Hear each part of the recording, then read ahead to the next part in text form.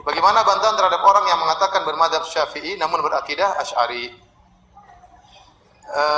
Kita katakan seakan-akan madzhab akidah Imam Syafi'i seakan-akan ada masalah. Kenapa dia tidak mengatakan saya bermadzhab Syafi'i secara fikih dan juga berakidah Syafi'i?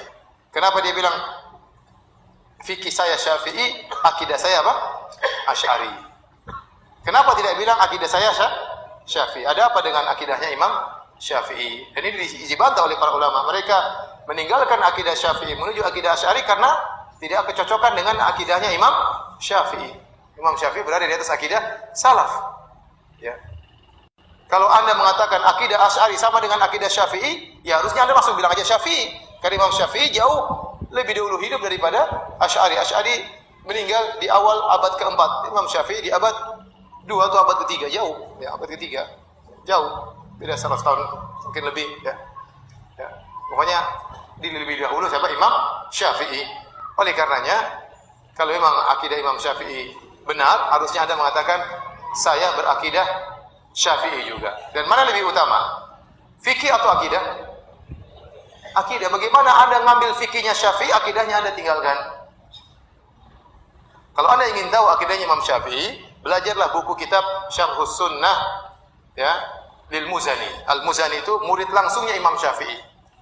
Dan dia punya buku judul Syarhus Sunnah tentang akidah Ahlussunnah wal Jamaah. Dan itu menyelisih akidahnya Asy'ariyah. Ya. Mengapa madhab fikih Syafi'i tetapi akidahnya Asy'ari? Pertanyaan ini sama kasusnya dengan ketika seseorang merujuk pada Imam Bukhari dan lainnya dalam bab hadis, bukan ke kitab Musnad Syafi'i, sebab Musnad beliau tersebut terbatas sekali. Dalam bab biodata riwayat hadis, rijalul hadis, kita merujuk pada penilaian Imam Yahya, Ad-Dahabi dan lain-lain, bukan pada Imam Syafi'i, sebab sedikit sekali penilaian beliau atas rijalul hadis yang sampai pada kita. Dalam bab tafsir kita merujuk pada Imam At-Tabari, Al-Qurtubi dan lain-lain, sebab tak satu pun kita dapati Imam Syafi'i menulis tafsir. Tidak ada pertentangan antara akidah Imam Syafi'i dan Imam Asy'ari. Kalau masih ditanya jika tidak ada pertentangan, lalu mengapa tidak langsung ikut akidah Imam Syafi'i? Kita jawab bahwa kitab-kitab Imam Syafi'i yang sampai kepada kita secara mutawatir adalah kitab fikih. Mana kitab akidah karya Imam Syafi'i yang secara valid sama seperti riwayat Al-Um yang sampai kepada kita? Berapa jumlahnya? Siapa para perawinya? Sementara ilmu akidah yang diriwayatkan dari Imam Asy'ari yang sampai kepada kita secara valid adalah akidah Imam Asy'ari. Fokus karangan Imam Syafi'i adalah bidang fikih dan tak punya kitab khusus membahas akidah secara komprehensif. Ini menyebabkan tak ada yang namanya madhab akidah Imam Syafi'i. Bila ada yang menggugat kenapa tidak mengikuti akidah Imam Syafi'i, maka kitab beliau yang mana yang harus dijadikan pedoman utama? Fokus karangan Imam Asy'ari adalah bidang akidah dan tak mempunyai kitab fikih yang komprehensif yang sampai pada kita.